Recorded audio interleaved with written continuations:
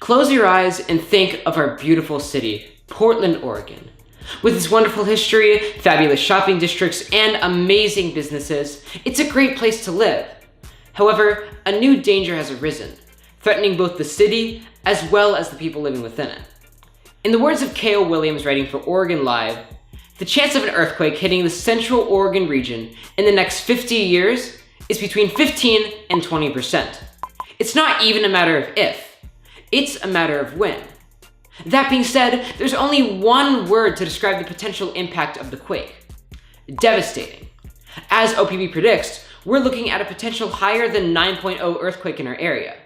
Keeping that in mind, what can you do about this? Well, that's exactly what we're going to talk about today. As we talked about before, there's no question about if Cascadia will happen. It's about when it will happen. As Daily Mail reports, when this potentially 9.2 magnitude earthquake occurs, thousands, even hundreds of thousands of people will be dead or displaced. Oregon Live provides a harrowing prediction, saying that the death toll could reach 10,000 with 30,000 injured. Furthermore, upwards of 85,000 buildings will be damaged and destroyed. And keep in mind that the path of this quake extends right through the Portland area. According to National Geographic, our city is located right along the Ring of Fire, a fault line in which areas around it are prone to horrendous earthquakes. This, also termed in our area the Cascadia subduction zone, is a fault line over 1,000 kilometers long. This line marks the boundary of the two plates, the Juan de Fuca plate and the North American plate. The issue is that these plates are constantly moving at slow rates. If they were to rub against each other along that fault line, then the friction would cause the ground to shake. This would directly impact Portland. We are going to experience this earthquake. That being said, there are things that you're going to have to look out for. Besides the ground shaking, there's a lot that can happen during an earthquake. There are 8 main problems that can happen: flying and falling hazards, aftershocks, liquefaction, landslides, weather events, brownouts, volcanoes, and tsunamis. When the ground begins to shake, the biggest hazard becomes flying and falling debris. During the actual quake itself, scientists recommend you duck under a table or other large object, away from appliances. Stay inside the building and wait until the shaking stops to come out from under the table. There can still be hazards after the original shaking. Aftershocks are like smaller earthquakes that can occur from a few minutes to a few years after the original quake. You might think that it's all over, but there are still potential issues that can occur. Another example of this happens with liquefaction.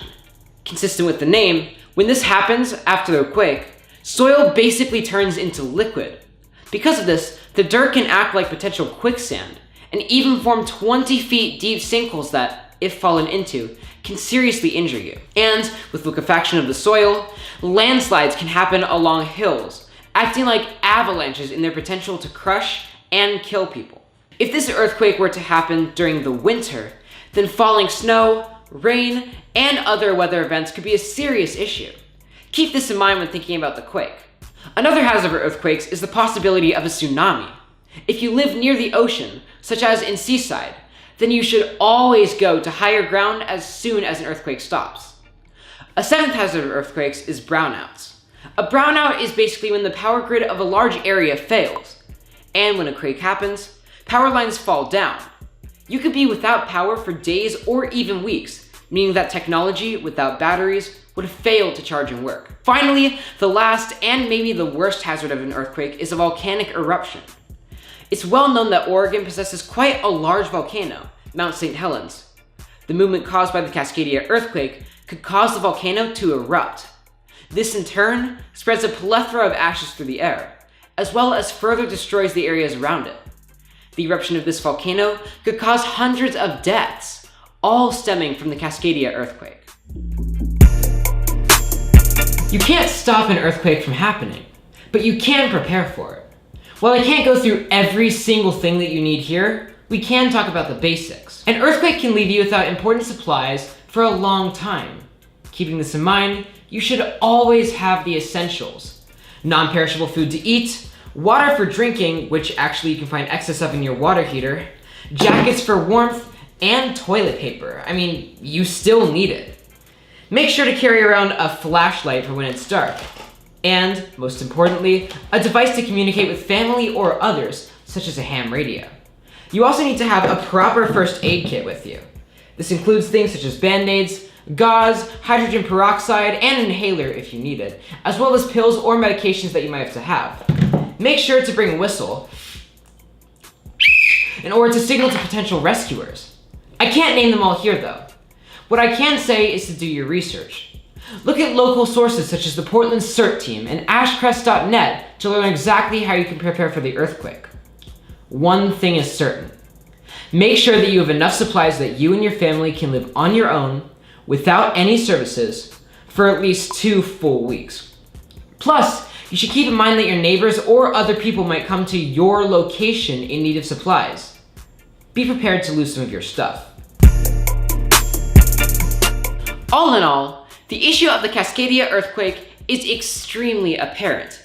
Every day we hear more and more about it, and for good reason. Since it's coming any day now, the best thing you can do is be prepared. Make a plan with your family as to what you'll do both during and after the quake. Make a meeting place and know exactly what you intend to do. Cascadia is coming. However, if you're careful with how you prepare and what you do, then there's not much to worry about. With proper preparation and education, you'll have everything you need to survive the 9.0 quake.